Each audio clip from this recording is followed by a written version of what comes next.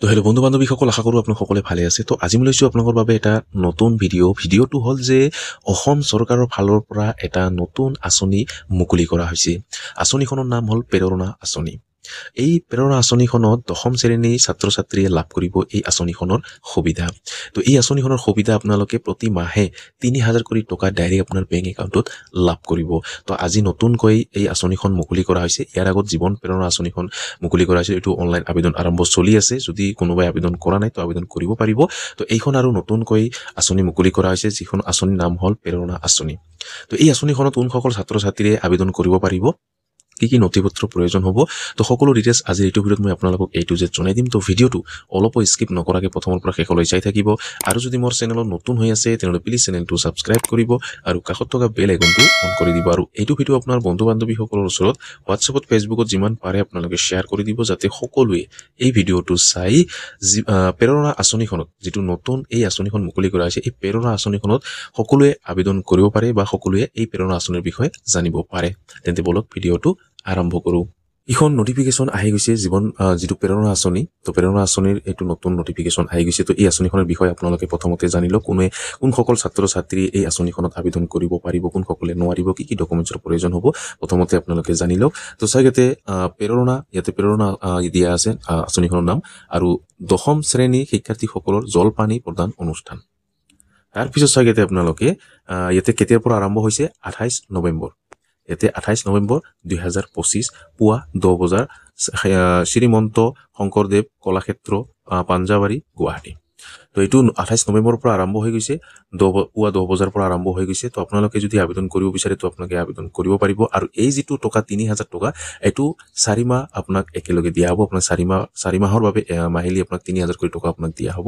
তো ইয়াতে চাওক কোনসকলে আবেদন কৰিব পাৰিব, ইয়াতে আপোনাক দিয়া হৈছে নটিফিকেশ্যনখনত। তো চাওক কোনে আবেদন কৰিব পাৰিব, আপোনালোকে ভালকে শুনিব।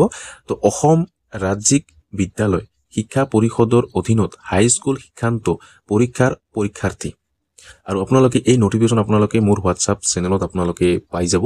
তো তাতে গৈ যদি আপোনালোকে ফ'ল' কৰা নাই তো আপোনালোকে মোৰ হোৱাটছআপ চেনেলটো ফ'ল' কৰি ল'ব। তাতে এই নটিফিকেশ্যন আপোনালোকে পাই যাব। এই নটিফিকেশ্যন ডাউনলোড কৰি আপোনালোকে ভালকে চাই ল'ব। ইয়াতে 1 নম্বৰত কি কোৱা হৈছে, কোনে আবেদন কৰিব পাৰিব, অসম ৰাজ্যিক বিদ্যালয় শিক্ষা পৰিষদৰ অধীনৰ হাইস্কুল শিক্ষান্ত পৰীক্ষাৰ পৰীক্ষাৰ্থী। 2 নম্বৰ, আদৰ্শ বিদ্যালয়সমূহত অধ্যয়নৰ CBSEৰ 10ম শ্ৰেণী শিক্ষান্ত পৰীক্ষাৰ পৰীক্ষাৰ্থী। 3 নম্বৰ, আৰ্থিক অৱস্থা নিৰ্বিশেষে অসমত স্থায়ীভাৱে বসবাস কৰা শিক্ষাৰ্থী। তো এই 3জন ব্যক্তি, এই যদি আপোনাৰ এই তিনিটা আপোনাৰ নিয়ম যদি আপোনাৰ আছে তো আপোনালোকে আবেদন কৰিব পাৰিব। তো 1 নম্বৰ, সেইসকলে আবেদন কৰিব পাৰিব যিসকল অসম ৰাজ্যিক বিদ্যালয় শিক্ষা পৰিষদৰ অধীনৰ হাইস্কুলৰ শিক্ষান্ত পৰীক্ষাৰ পৰীক্ষাৰ্থী। 2 নম্বৰ, আদৰ্শ বিদ্যালয়সমূহত অধ্যয়নৰ CBSEৰ 10ম শ্ৰেণী শিক্ষান্ত পৰীক্ষাৰ পৰীক্ষাৰ্থী। 3 নম্বৰ, আৰ্থিক অৱস্থা নিৰ্বিশেষে অসমৰ স্থায়ীভাৱে বসবাস কৰা শিক্ষাৰ্থী। তো আপোনালোকে নিশ্চয় গম পালে। ইয়াৰ পিছত ইয়াতে ছাইডত কোৱা হৈছে 2025 চনৰ নৱেম্বৰ মাহৰ পৰা 4 মাহৰ বাবে মাহিলী 3000 টকাকৈ জলপানীৰ ব্যৱস্থা। ইয়াতে কি কোৱা হৈছে, 4 মাহৰ বাবে মাহিলী 3000 কোটি টকা ছাত্ৰ ছাত্ৰীসকলে ডাইৰেক্ট বেংক একাউণ্টত লাভ কৰিব। তো আপোনালোকে নিশ্চয় গম পালে। ইয়াৰ পিছত উদ্দেশ্যটো আপোনালোকে চাওক। ইয়াতে উদ্দেশ্যটো চাওক, শিক্ষাৰ্থীসকলক অধ্যয়ন সামগ্ৰী, কিতাপ, পুষ্টিকৰ খাদ্য আদি ক্ৰয় কৰাৰ দিশত সহায়তা। 2 নম্বৰ, শিক্ষাৰ্থীসকলৰ আত্মবিশ্বাস, মানসিক স্বাস্থ্য আৰু মনোবল বৃদ্ধি। 3 নম্বৰ, দৰিদ্ৰ পৰিয়াল আৰু গ্ৰাম্য অঞ্চলৰ শিক্ষাৰ্থীৰ মাজত বিদ্যালয় ত্যাগৰ প্ৰৱণতা হ্ৰাস।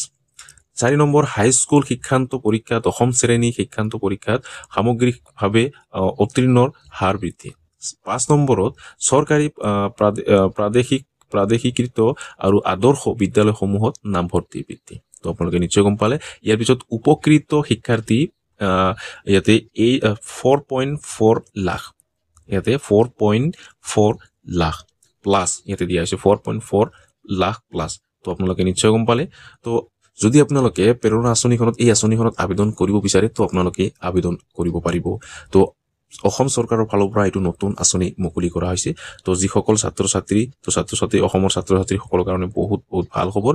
তো 3000 কোটি টকা আপোনালোকে লাভ কৰিব। চাওক ইয়াতে স্পষ্ট কিন্তু ইয়াতে জনাই দিয়া হৈছে 2025 চনৰ নৱেম্বৰ মাহৰ পৰা 4 মাহৰ বাবে মাহিলী 3000 কোটি টকা আপোনালোকে লাভ কৰিব।